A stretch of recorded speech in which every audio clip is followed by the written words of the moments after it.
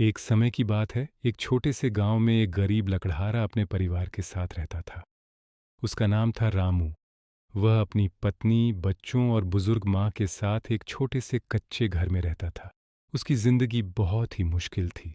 सुबह होते ही वह अपने लकड़ी काटने के औजार लेकर जंगल की ओर निकल जाता।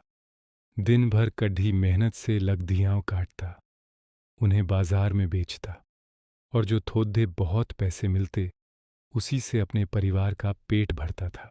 उसका घर बहुत साधारण था, जिसमें न कोई सुख सुविधा थी और न ही कोई ऐशो आराम का सामान। उसके पास जो कुछ भी था वो बस उसकी मेहनत से कमाया हुआ था। रामू एक ईमानदार और मेहनती आदमी था, लेकिन गरीबी से जूझते जूझते वह अक्सर अपनी तकदीर को कोसता। उसका दिल हमेशा यही चाहता था कि उसकी जिंदगी थोड़ी आसान हो जाए, उसके पास भी कुछ हो ताकि वह अपने परिवार को एक बेहतर जीवन दे सके। वह सोचता था कि अगर उसके पास थोड़ी सी दौलत होती तो वह अपनी पत्नी और बच्चों को अच्छे से पाल सकता। लेकिन हर दिन उसे यही महसूस होता कि यह सब तो बस एक सपना ही बनकर रह जाएगा। एक दिन जब रामू जंगल में लकड़ी काटने गया तो उसकी नज़र एक अजीब और विशाल पेड़ाच पर पड़ी। यह पेड़ाच बाकी सभी पेड़ों से बिल्कुल अलग था। इसकी छाल पर हल्की सी चमक थी और इसकी शाखाएं इतनी घनी थीं कि सूरज की रोशनी भी मुश्किल से जमीन तक पहुंच पा रही थी। पेडडाच के चारों ओर एक रहस्यमयी सी खामोशी छाई हुई थी। रामू ने सोचा, ये पेड्ढा इतना अजीब क्यों लग रहा है। वह धीरे धीरे पेड्ढा के पास गया और उसे काटने के लिए अपनी कुल्हाड़ी उठाई। एक दिन जब रामू जंगल में लकड़ी काटने गया तो उसकी नज़र एक अजीब और विशाल पेड्ढाच पर पड़ी। ये पेड्ढाच बाकी सभी पेड्ढों से बिल्कुल अलग था। इसकी छाल पर हल्की सी चमक थी और इसकी शाखाएं इतनी घनी थीं कि सूरज की रोशनी भी मुश्किल से जमीन तक पहुंच पा रही थी।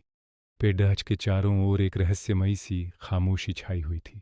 रामू ने सोचा, यह पेड्ढा इतना अजीब क्यों लग रहा है। वह धीरे धीरे पेड्ढा के पास गया और उसे काटने के लिए अपनी कुल्हाड़ी उठाई। जैसे ही उसने कुल्हाड़ी पेड़ पर मारी, एक अजीब सी आवाज आई और अचानक पेड़ के तने में एक दरार पड़ गई। रामू डरने के बजाय हैरान हो गया और उसने पेड़ के अंदर झांकने की कोशिश की। तभी पेड़ से एक गहरी आवाज आई, तुमने मेरी शांति भंग की है। रामू घबराते हुए पीछे हट गया और बोला, माफ करना, मुझे नहीं पता था कि तुम बोल सकते हो। मैं तो बस लकड़ी काटने आया था, मुझे नहीं मालूम था कि तुम इतने खास हो। पेड़ की आवाज फिर से गूंजी, मैं एक पुराना और जादुई पेड़ हूँ। तुमने मेरी शांति भंग की है, लेकिन मैं तुम्हें एक मौका दूंगा। अगर तुम इसका सही इस्तेमाल करोगे तो तुम्हारी तकदीर बदल सकती है। रामू को यह सुनकर बहुत हैरानी हुई, लेकिन वह डरते डरते पूछा, क्या मुझे कुछ करना होगा। पेड्डेच ने कहा, तुम मेरे खजाने का इस्तेमाल कर सकते हो, लेकिन याद रखना, यह खजाना तुम्हें तभी मिलेगा जब तुम इसे सही दिशा में इस्तेमाल करोगे। तुम्हारी असली दौलत तुम्हारी अच्छाई में है, न कि सोने और चांदी में।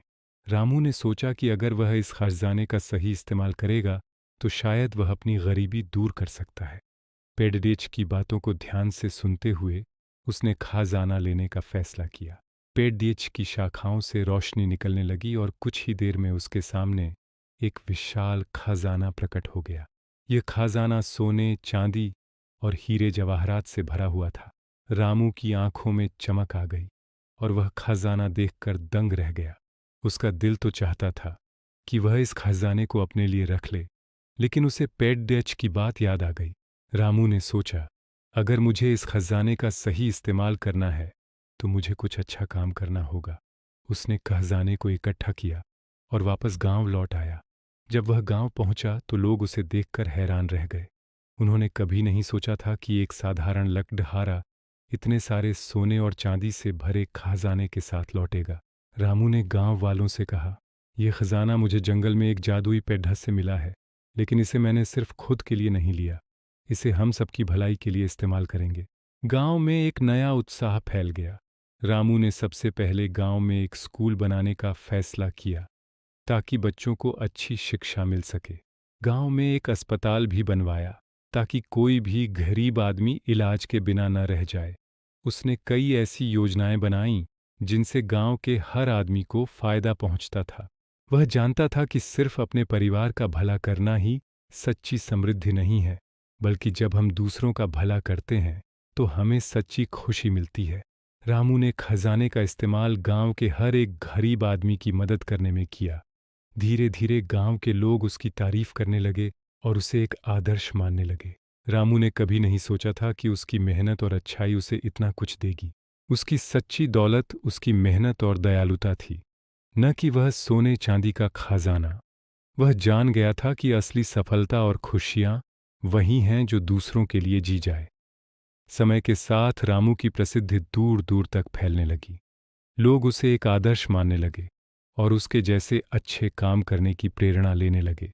रामू का जीवन अब एक प्रेरणा बन चुका था, जो यह सिखाता था कि सच्ची समृद्धि सिर्फ धन में नहीं होती, बल्कि अच्छे कर्मों और दूसरों की मदद करने में होती है।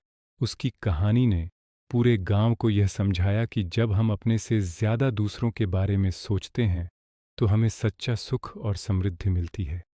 आखिरकार रामू का जीवन पूरी तरह बदल गया।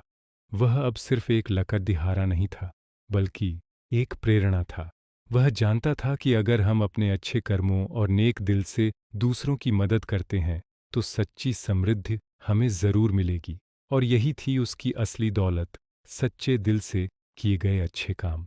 अगर आपको यह कहानी पसंद आई हो, तो कृपया इसे अपने दोस्तों के साथ साझा करें, वीडियो को लाइक करें और हमारे चैनल को सब्सक्राइब करना न भूलें। धन्यवाद।